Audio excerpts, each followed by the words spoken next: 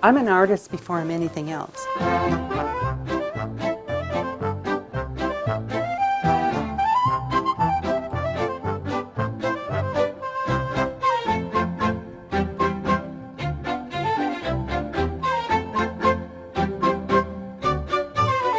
I don't care if I'm a grandmother.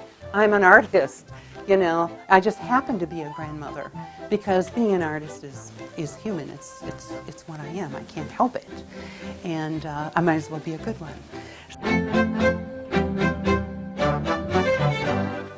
Mural art is done on a scale that's large, and it allowed me to follow other interests that I had and what I was good at, actually.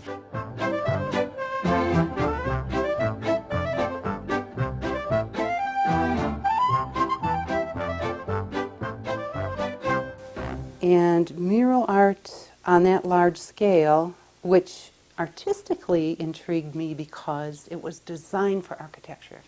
A mural put on if you're good, that is, you will design a mural on a building, say, in a whatever condition, a big city, a little town, a indoor wall, outdoor wall. There are many architectural details that need to be considered in order for this piece to be powerful and to do what it's supposed to do, and that is make people think, sell an idea in a way rather than a product. I had an invitation, and I don't know what mother of three would decline this invitation.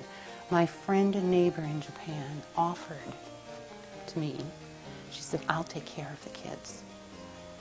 You come to paint. Then I had another invitation a few months before the invitation to paint and have my children cared for in Japan.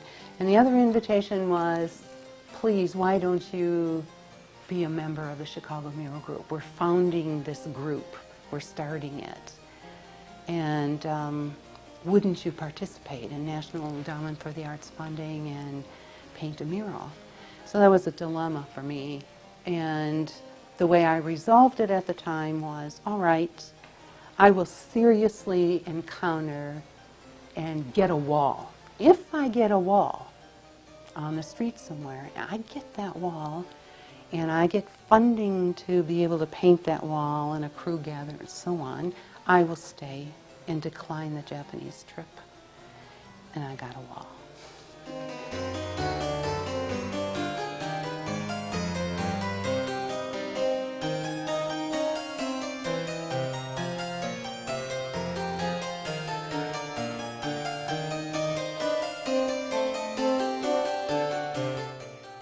A mural artist has a responsibility, and it comes in about 3 different things: respect for the art, respect for the artist, and respect for the public.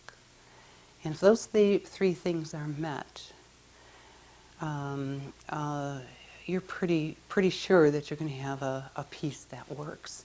What the consideration is this: is the site a good site? What kind of mural can it be on that site? And by that I mean, can you see this mural in 2 seconds as you drive, as a driver in an automobile? And is it a parallel to the street, so therefore you couldn't see it at all as you were driving? Is it on a corner where you can see it as you approach because you're on an angle? These are real considerations. If there are other architectural elements, I can give you a good example.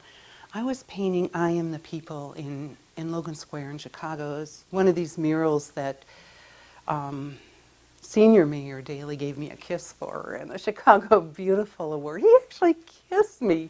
But anyway, it was that piece, And I had a dilemma because there was, however, a chimney that went up, oh gosh, 38 feet, 48 feet perhaps, maybe higher. And I didn't know, what am I going to do? Am I going to use a bosun's chair? How can I paint that chimney? It's got to be part of the piece itself. And that was a challenge. I was having coffee across the street and it dawned on me, I don't have to paint the chimney. I don't have to do anything. And I couldn't believe I didn't think of it at first. And it was very simple. I incorporated the color and painted the bricks in a trompe-l'oeil all the way down into the mural itself. And so that, voila, it worked. That's one consideration, and all those realities.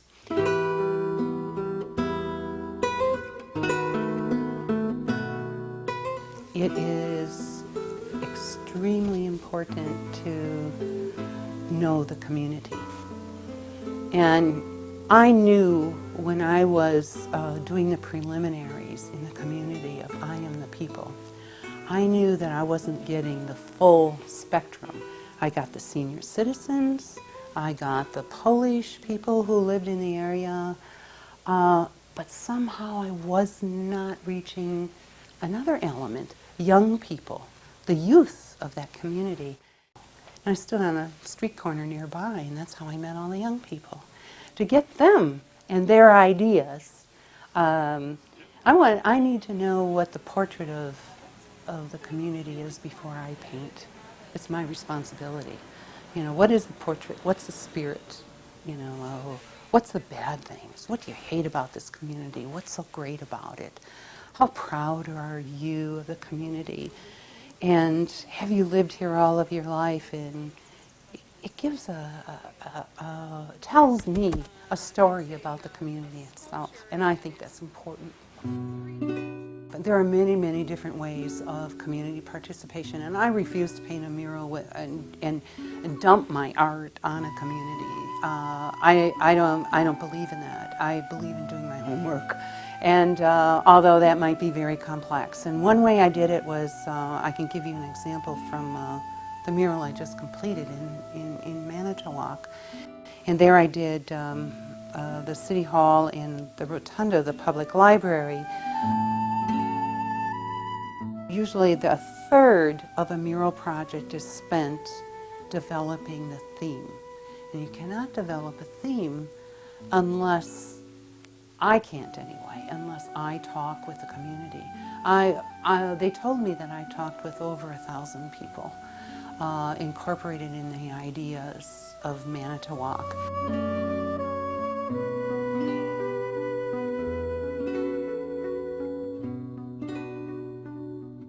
How was I going to have 75 people draw together? So I also wanted to develop my old technique of line drawing in order to have these elements drawn, and that's a dynamic in itself. And so I start in basic things, and I have somebody hang up some paper. I have notes hanging all over. You know, this piece behind me, for example, is a line drawing. And I will meet with groups. I'll work hard. And I ask them, what kind of lines are there? They're short lines, dark, you know, there are eight lines, and I don't say anything. And so people will give me the lines eventually, even kindergartners. We know for granted as human beings that there are certain lines that we can make. And so the 8 are dark, light, long, short, straight, curved, and thick and thin. Pressure, come on, and thickness and thin. Don't make them all thick, you guys. Okay, stop. And sometimes it takes a group of people 30 minutes to come up with those simple things. But it's, oh, of course, you know, it's something we just take for granted. And so then I have floor-to-ceiling paper, and I ask them then, let's make a beautiful line drawing, and that's I set rules. And I say, you can only draw lines. You are not allowed to draw anything like a bird or a plane or anything like that. Only a beautiful line. And maybe the person that drew a line before you is a big wide curve, you will do an opposite. So I get people to think. It's just screaming that horse head. That horse head. What horse head? This horse head. Where? Right here. It's terrific. Right here, here's his nose. Oh, where my. His mouth is. Yeah, His he's nose big. down, This ear. It's just. Have that displayed publicly. It's good for mural art. It's good for the public to have everything public. That's what it's about. Public art is about that. Art is something, a mural is something that is joyous. It's an expression. It tells the whole world what the community is about. It tells the world that they think. Because they have art, that means they have brains. It means that they are thinking people. I want to live in this community because these are thinking people. With art for architecture, with the mural scale, which I just so love. The kind of scale that you can do, take reality and twist it all together. You know, I could put somebody, a row of people sitting on this paintbrush, for example. And no one can really do that in real life, but I can do that in the mural scale.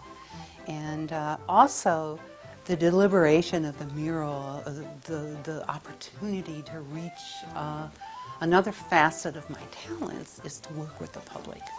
And it brought the two things together. Wow, as an artist, I can work with the public, and I can actually make my art, in the public. It's fascinating, and I'm still doing it.